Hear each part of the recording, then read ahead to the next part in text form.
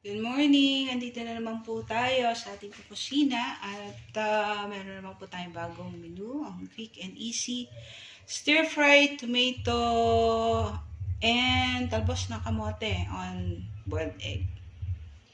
At ang ating po ingredients, meron po tayong 6 na itlog at ito po ay atin na pong nilaga, hard-boiled egg at isang tali po ng talbos na kamote na pinakuluan na rin po. Meron po tayong sibuyas na chinap po at atin pong bawang, kundi pong chili pepper at yung atin pong 4 na kamatis at ang ating pong salt, pepper at ang ating pong mantika.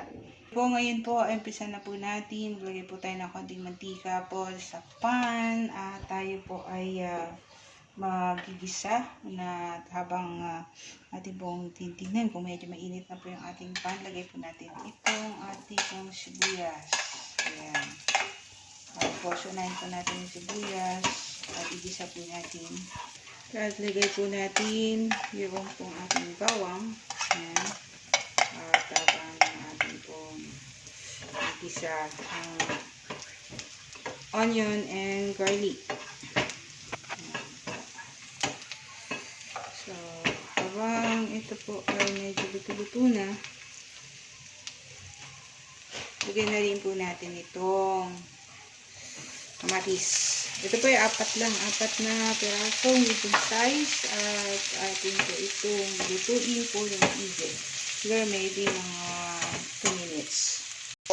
So, after po ng ilang minuto, ito na po itsura ng ating pong kamatis. Ayan. Kailangan po lutong-luto. Lagyan na rin po natin yun pong ilang slices na tilingaba. Ayan. Just para mag-add lang po siya ng konting flavor po sa ating pong lutuin. And lagyan na rin po natin siya ng salt and pepper to taste. Nasa inyo po yan kung gusto nyo medyo dagdagan po at maalat-alat sa inyo pong panlasa para po mas magustuhan nyo po yung pong lutuin. Okay, kung medyo okay na po yung ating pong kamatis, ayan, kung makita nyo po, malapit na po siya, luto na. Lagay na po natin yung ating pong talbos na kamote. Ayan. Stir fry lang po natin yan. Pero yan po ay pre-cook na, napakuluan na po siya para mas mabilis na po siya lutuin. Ayan, ayan. Ayan. So, simple lang ang ating pong recipe for today. Pero healthy po ito. At ito po ay kahalaga lang po ng 70 peso. More or less.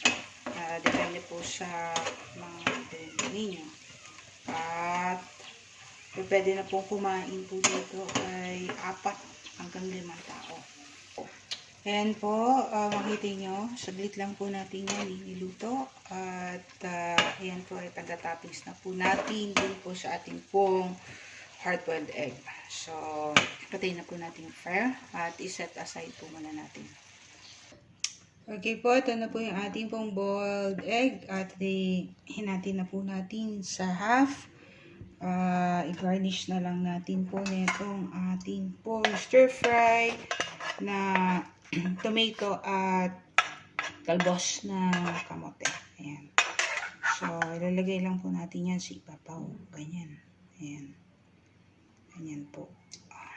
At pwede nyo na po siya serve sa inyo pong lamesa. Ayan. Garnish lang po nyo ganyan. Para po kumalat po yung lasa niya. Ayan lang. Ayan na po ang ating pong finished recipe.